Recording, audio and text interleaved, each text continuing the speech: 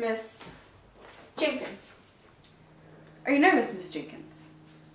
I would think that it's nerves, but the arresting officer outside told me that you seemed crazed, almost mad. Yes, I'm nervous. Dreadfully nervous. But why do you say that I'm mad? Can a mad woman tell a story as calmly and precisely as I'm about to tell you? I suppose it all started with a young woman. Yes, a young woman who lived next door to me. A nice woman, I suppose. She had never harmed me or insulted me. I didn't want her money. Then what was it that provoked me to do the deed, you may ask? It was her hair. Yes, that's it. Her hair. Flaming red in the sunlight, moonlight, any kind of light. It never changed, always looking the same. I couldn't stand it. I don't know why it bothered me, but it did. I had to do something about it. I had to get this monstrosity out of my life. Every time I saw it, shivers ran down my spine and I couldn't think straight. The only thought that ran through my mind was that of the red flames coming out of her head. And then I would see it again, and the same thing would start all over. So you see, for the sake of my sanity, I had to get rid of it. I was never so kind to her as the week before I killed her. I waited a whole week. Now what madwoman could be so patient as to wait an entire week? Every night at midnight I would creep into her house through the window, silent as a mouse, and allow a single ray from my flashlight to fall on her hair. But oh, you should have seen me.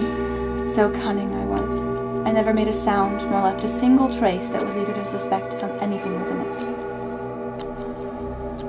I know this because every morning I would greet her as she came down the driveway to retrieve her newspaper, and I to get mine, and I'd ask her how she slept. She never suspected a thing.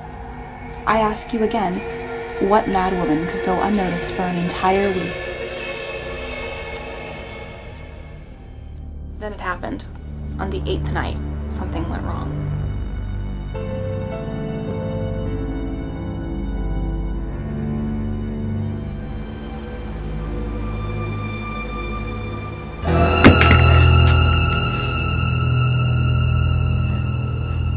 Hello?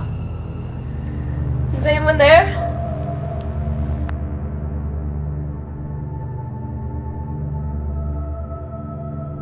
I stood there silently for what seemed like hours. I didn't move a muscle for fear that she would hear. I felt the earth turn beneath my feet. I heard the crackling of the wood in the walls, the faint rustle of the leaves outside in the wind. I knew she was listening too, for I didn't hear her lay back down. Then I heard something else. It sounded dull and muffled at first, yet...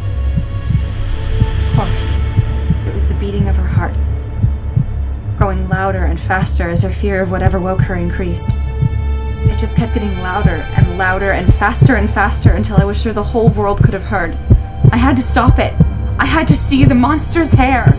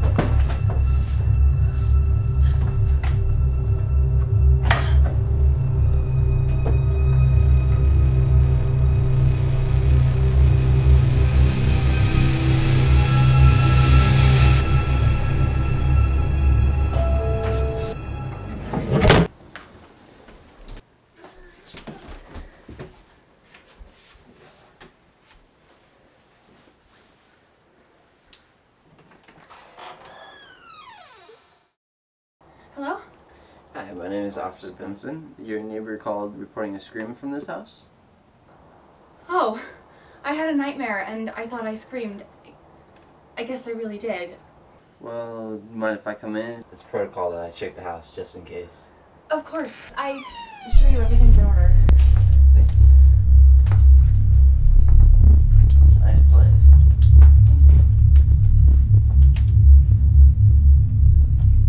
So far, so good.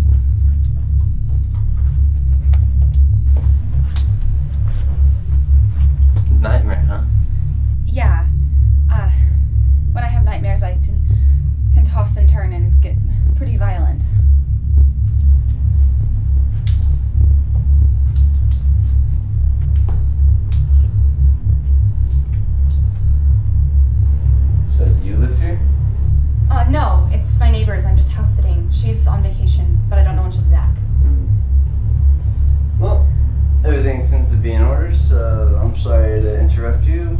I hope you have a good night. Before you go, would you like some coffee or tea? I was just gonna make some. I really shouldn't, but yeah, sure, why not? Thank you.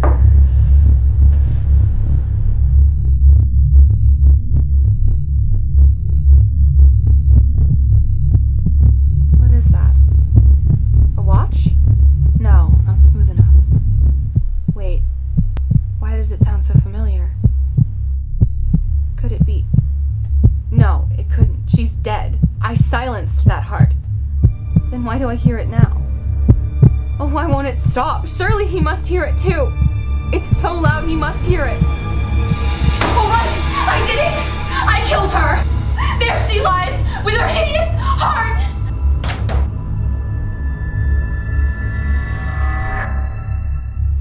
Your assumption is correct. I'm nervous. Very dreadfully nervous.